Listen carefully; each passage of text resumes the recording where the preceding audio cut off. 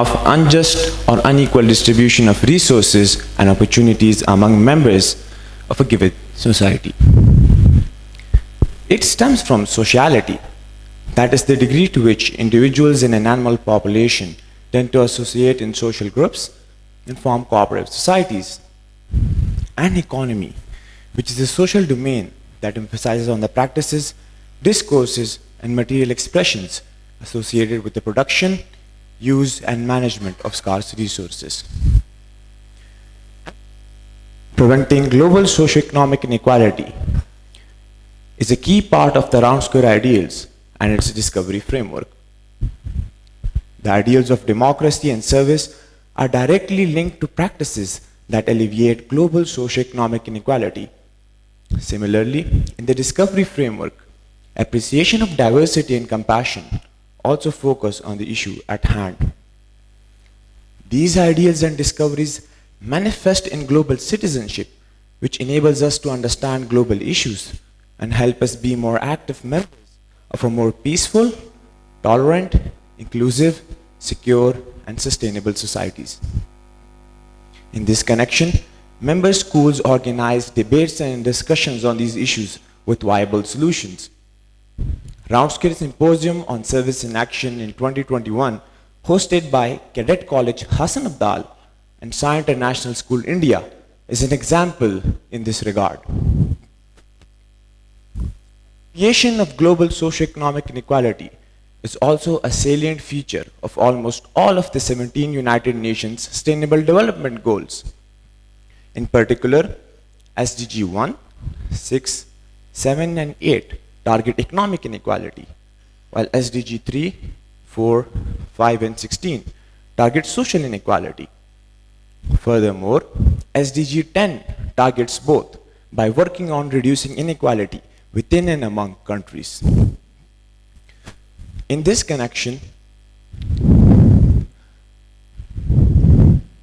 in its light, many professional social welfare organizations like Oxfam and UNAIDS have worked to address and sustain this goal. Ladies and gentlemen, hidden inside yearly events and practices at CCH also lie initiatives that counter socio-economic inequality amongst the cadets and the staff. The provision of identical laptops, for example, to all the cadets was a well thought out process that subdued inequality at the very beginning of a new era in the history of the college. Furthermore, the PRCS Youth Club at CCH, which believes in humanitarianism without boundaries, also serves as a strong uplifter of social harmony. Since the past 2 years, cadets of multiple entries have warmly welcomed Sikh Yatris on the occasion of Vaisakhi, which is an important cultural event in Sikhism. A 2-day camp was also established by the PRCS Youth Club for the service of the Sikh community. The overall visual uniformity with which our college runs also plays a significant part in curbing socio-economic inequality amongst the cadets. Identical uniforms, bags, sport facilities, and even the same food in the mess are a few examples of this materialistic equality. Inequality started when, due to geographical advantages, people of the Middle East and Europe started farming and formed civilizations more advanced than the rest of the world. This came purely by luck. However, inequality truly thrived after the Industrial Revolution, when globalization and machines made the way in our lives and humans figured out a way to maximize profits. More often than not, this ensured that the poor remained poor and the rich got richer. The era of European colonization led to the exploitation and subjugation of numerous regions across the globe. Colonizers established systems that extracted wealth and resources from colonized territories, often leaving them impoverished and politically unstable after gaining independence. The history of colonization has lasting effects on the economic development and inequality in former colonies. Historical social ills such as slavery and immigration problems have also contributed to said inequality. While innovation has certainly moved us forward as a society, a for-profit society has devastated the balance of nature in every sense. Humans abuse each other, abuse nature, and often turn a blind eye to matters that do not lead to profits. Socio-economic inequality is the perpetuation of poverty. Individuals and families in lower socio-economic brackets often struggle to meet their basic needs. For example, access to adequate housing, nutritious food, and healthcare services. Poverty can create a cycle of disadvantages, as limited resources and opportunities hinder upward social mobility, making it difficult to escape from poverty's grasp. Furthermore, there is substantial empirical research which links poverty to education. Nations with a high degree of economic equality and a relatively small low-income population tend to have a substantially higher level of education. Conversely, in an economically unequal society, the standard of education decreases while the number of educational elites increases. Moreover, socioeconomic inequality also contributes to the social division and erodes social cohesion within a society. When certain groups consistently experience limited opportunities, it can lead and breed resentment and lead to social unrest.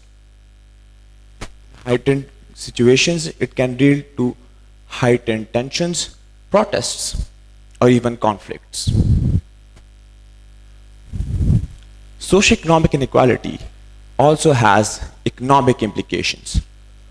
When wealth and resources are concentrated in the hands of a few, it can lead to a lack of consumer demand, hindering economic growth and development. Low-income groups are less able to influence elected officials. On the other hand, high-income groups are able to manipulate governments in their favor through both legal and corrupt practices. Thus, political involvement is comparatively lower in economically unequal societies.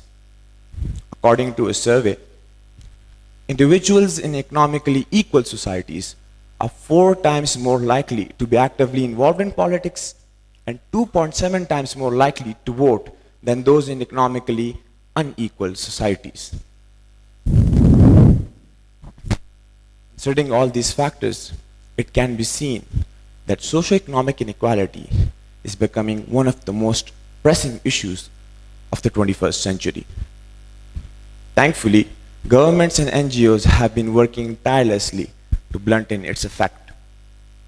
While some have failed to produce the desired outcomes, there are a few that have emerged as the cause of optimism as far as the alleviation of global socioeconomic inequality is concerned.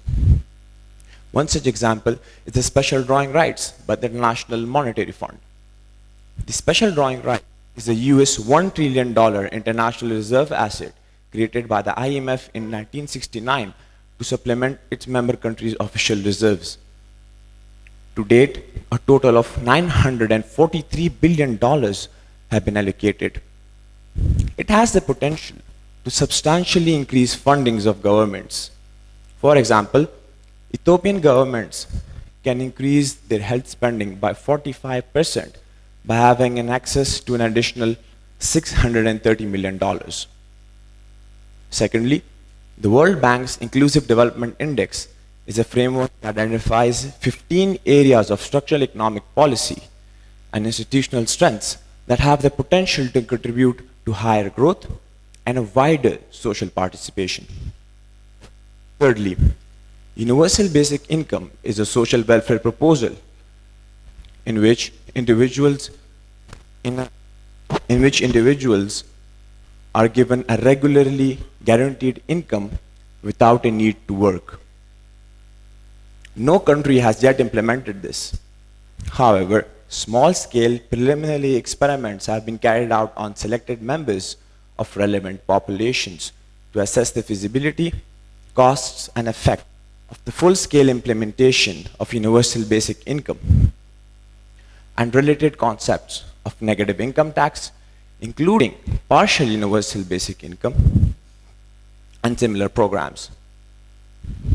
While the future which will be created by these initiatives remains to be seen, in conclusion, it must be emphasized that the results of these innovative solutions ripple beyond individual lives and shape the fabric of entire communities. Reduced inequality can lead to a greater social cohesion, improved community well-being, and increased opportunities for collaboration and mutual support. It creates an environment where individuals' talents and values are contributed and valued, thus fostering a sense of belonging and shared purpose. As organizations strive for innovative solutions to alleviate global socio-economic inequality, they embark on a journey to a more just, inclusive, and secure societies where communities thrive and no one is left behind. I thank you all.